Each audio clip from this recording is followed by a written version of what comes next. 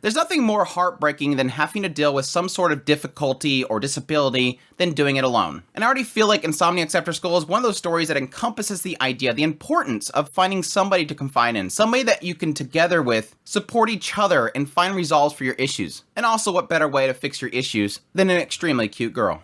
A series that, honestly, the moment I heard that it was getting an anime adaptation, I was extremely excited for it, both because of the visual style of it and the concept that it presented. But now, after watching the first 2 episodes in the spring 2023 anime season, I am really excited to talk about this series and let you know if it's worth checking out. So with all that said, let's jump into my first impressions of Insomniacs After School. Insomniacs After School opens up with a guy named Nakami, and we quickly find out that this guy is dealing with insomnia. Every night, he's dealing with sleepless nights. Then during the day, the difficulties that come from not having any sleep causes more anxieties that then compound on itself for the next night. The teacher puts it perfectly in the idea that 1/4 of Japan deal with some sort of sleeping disorder. The importance of sleep itself causes anxieties, which causes one not to have sleep, and then that cycle is viciously repeated. So while Nakami doesn't get any sleep during the night, he ends up having to find some way of sneaking sleep somewhere during the day, which is very stressful for him and doesn't help the fact that he has these massive headaches at the same time. He's in a really terrible state and there's nobody he can really confide in.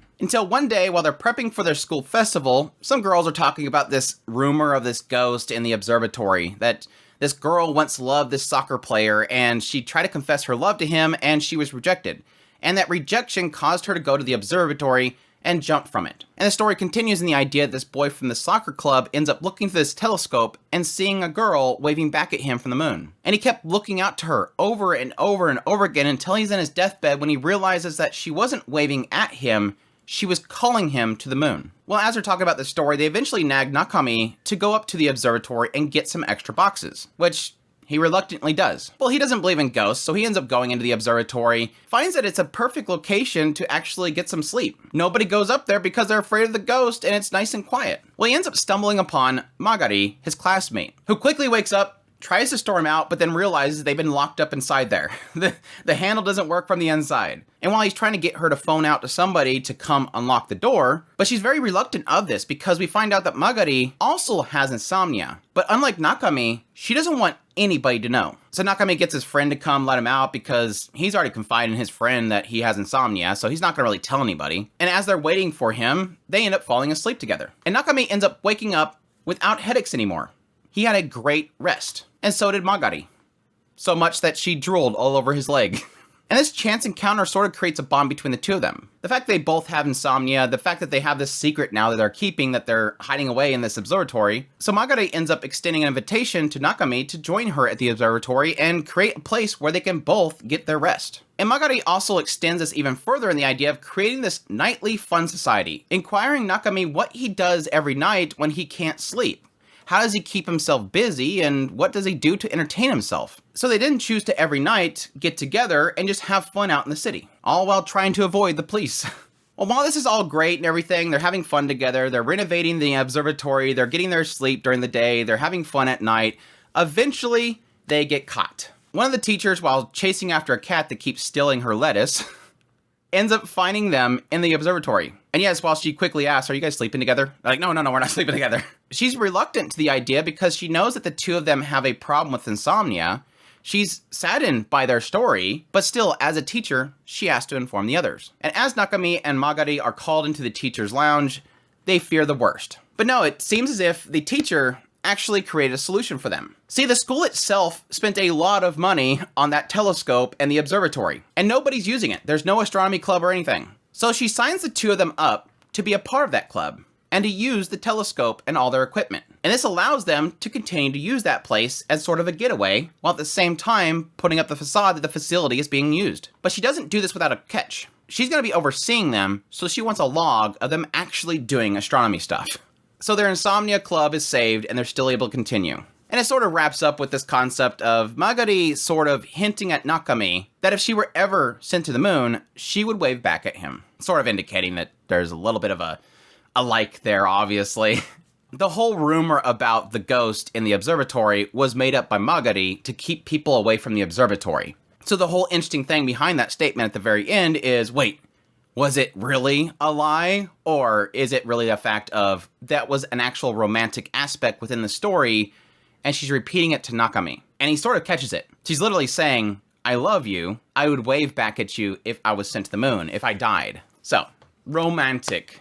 So my thoughts on Insomniacs After School. I am absolutely loving this show so far. Let's first start off things with the visuals. I am truly, truly happy that Leiden Films is working on this project. For those who don't know, Call of the Night was done by Leiden Films. And one of the great things about Leiden Films when they did Call of the Night is they absolutely nailed the nightlife aesthetic. The great contrasting colors, the lights, that sense of the nighttime while at the same time being visually pleasing and having contrasting in the colors that really make it pop. I could not ask for a better studio to do this.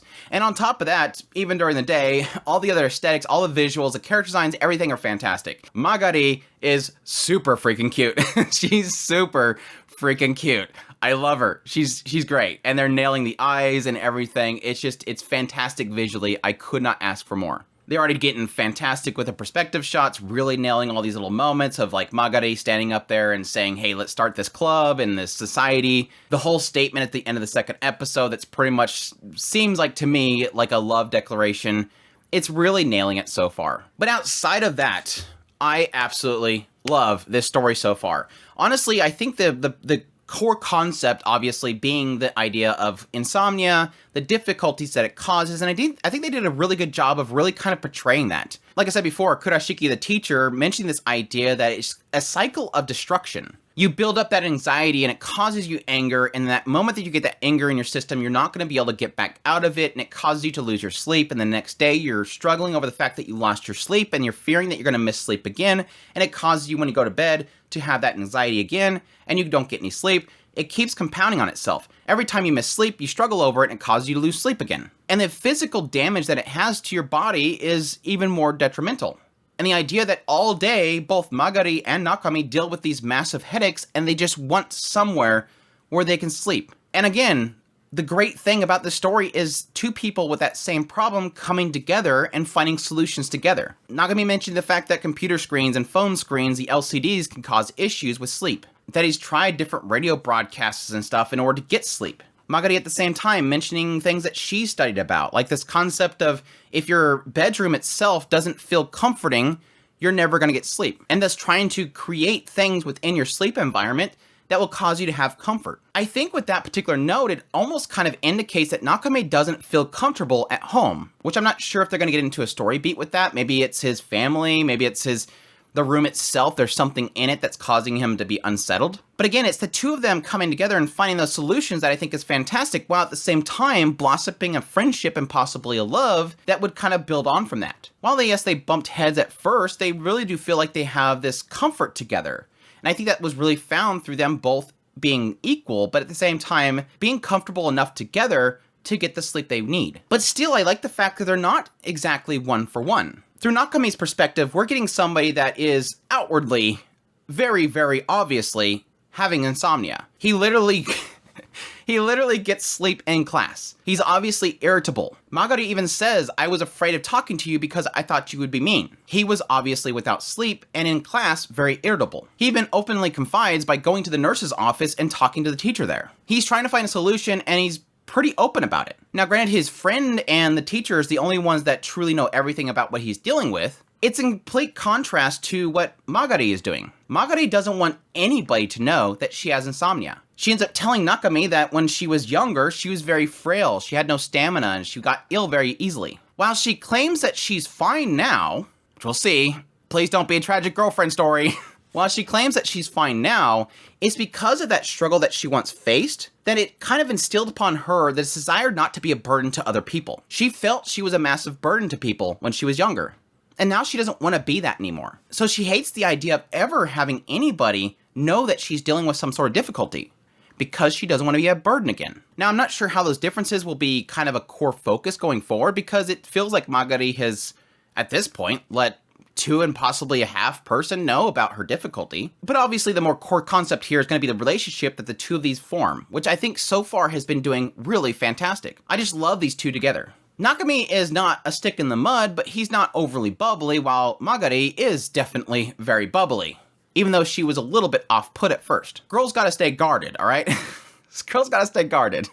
Sleeping on some random dude's shoulders is kind of scary though. And I really do like the fact that it accents their relationship by just having these really funny little cute moments every now and then. Her slapping the combination number onto him, her sticking her feet up on top of him when he's trying to pull over something to rest her feet on, the cat running off with the lettuce, messing with Magari's cowlick. I mean, it just has these really kind of natural, cute little moments that give you a chuckle here and there. So the comedy is on point so far. That's all to say that yes, aesthetically, characters, storytelling, pacing, everything about the show is absolutely on point. Enough that it makes it easily one of the contenders for the anime of the season right now. I am just loving it that much. I just hope that it continues to have this fantastic pacing and character developments that really kind of stretch on forward. And I already love the fact they're kind of teasing the romance by what Magari tells Nakami at the very end of the second episode. It's very subtle, but you get it. Definitely slice of life romance at its finest, and I cannot wait to see more. With anime getting so wrapped up in perfect waifu shows, I'm glad to finally have a show that's just dealing with characters that have flaws that just find a commonality with each other. A truly wonderful slice of life romance that could possibly be an amazing series, and I cannot wait for more. But I hope you guys enjoyed this first impressions of Insomniacs After School. If you did, make sure to hit that like button down below, comment. Let me know what you saw of the series if you're going to be checking it out. Additionally, if you're new to the channel, make sure that subscribe button to get all my content. I do news, reviews, first impressions, top list. If it's anime, it's pretty much here. Additionally, if you want to support the channel more, I would greatly appreciate if you consider supporting on Patreon, tips, links, super thanks button down below, as well as there's a membership button down there. I greatly appreciate it, but it supports the channel, and y'all take care.